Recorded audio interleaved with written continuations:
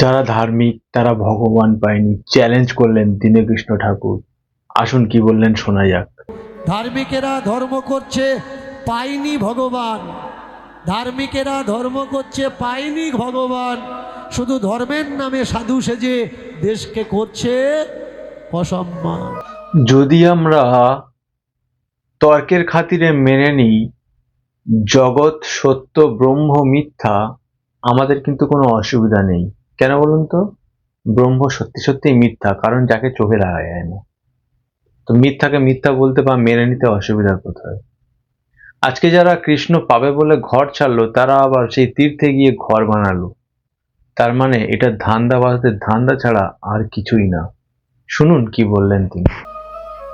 কৃষ্ণ পাবো বলে যারা ঘর ছেড়ে দিল, ভেবে দেখো বাড়ি ছাড়ার পর তীর্থে গিয়ে সেখানে গিয়ে তারা আবার কেন ঘর বানালো?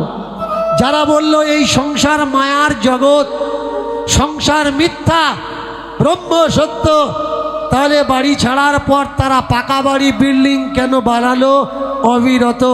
সেই পাকা বাড়িতে কেন এসি টিভি লাগালো?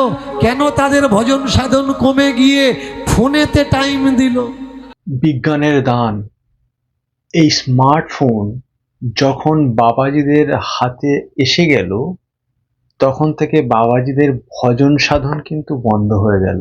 কারণ তারা ভজন সাধন বাদ দিয়ে ফোনে ইন্টারনেট কানেকশন করে কন্টিনিউ তারা ইন্টারনেটের সঙ্গে নিজেদেরকে কানেক্ট করলেন। তারা ভগবানের সঙ্গে কানেক্ট করতে গিয়ে তারা পিছলে গিয়েছেন, গিয়ে তারা বিজ্ঞানকে মেনে নিয়েছেন। তারপরেও বলছেন জগৎ মিথ্যা ব্রহ্ম সত্য। বাবাজিরা এখন আর ভজন সাধন করে না, ভজন মানে ফোন। খুব কম বাবাজি দেখবেন যাদের কাছে মোবাইল।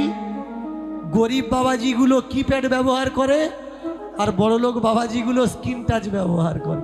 তবে ইন্টারনেটের সঙ্গে কানেকশন আছে, ভগবানের সঙ্গে কানেকশন থাক বা না থাক, মাসে মাসে রিচার্জ করে ইন্টারনেটের সঙ্গে কানেকশনটা রাখে, যাতে ফেসবুক হোয়াটসঅ্যাপটা চালাতে পারে।